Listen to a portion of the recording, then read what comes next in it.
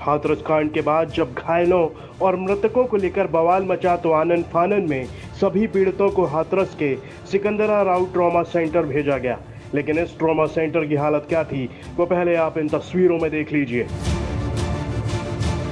इन तस्वीरों में आप देख सकते हैं कि एक ट्रॉमा सेंटर की हालत क्या है। पहले देखकर तो आपको समझ में ही नहीं आएगा कि आप किसी चिकित्सालय में आए हैं या सुअर बाड़े में।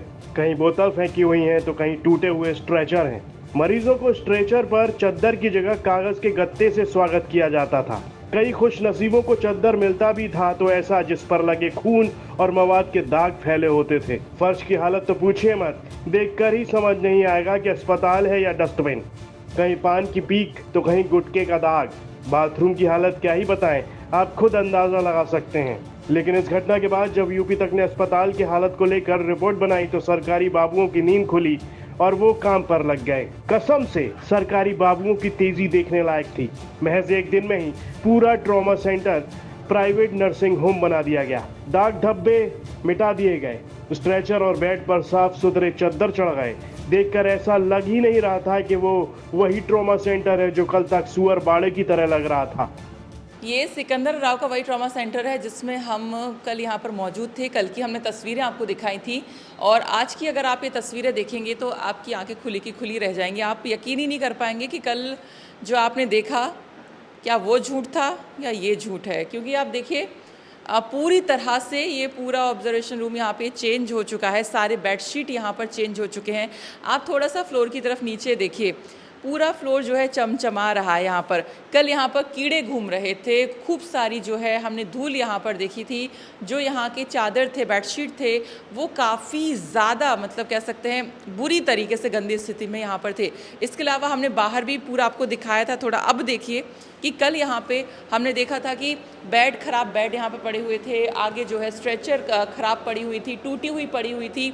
तो आज ना तो यहाँ पे कोई आपको बेड दिख रहा होगा, साथ ही साथ नीचे गंदगी थी वो पूरी जो है यहाँ पर साफ़ हो चुकी है।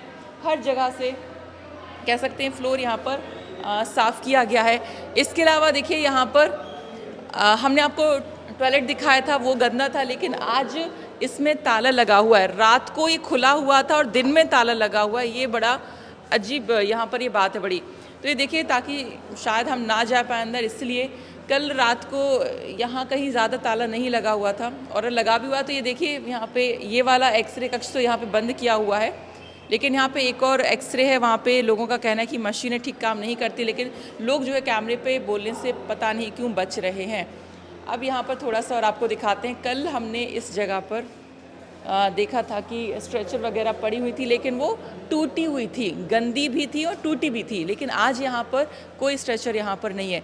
तो ये है सिकंदरा राव का ट्रॉमा सेंटर, जहाँ से हाथरस हादसे में जो यहाँ पर लोग आए थे सबसे पहले वो यहाँ पर आए थे। और अगर यहाँ पर व्यवस्थाएं अच्छी होती तो कईयों की जान यहाँ पर बच सकती थी, लेकिन यहाँ से उन्हें आगे जो है जल्दी रेफ़र कर दिया गया। ज़्यादा क्रिटिकल होने पर आगे रेफ़र कर दिया जाता है। लेकिन ये बड़ा शॉकिंग है कि एक भी मरीज़ कल रात यहाँ पर नहीं था, क्योंकि करीब 300 से ज़्यादा लोग अगर घायल होते हैं तो कुछ तो यहाँ पर हो सकते थे। तो ये एक कह सकते हैं सोचनीय बात है कि आखिरकार क्या सबके सब बहुत ज़्यादा क्रिटिकल कंडीशन में थे, ये जांच का विषय है।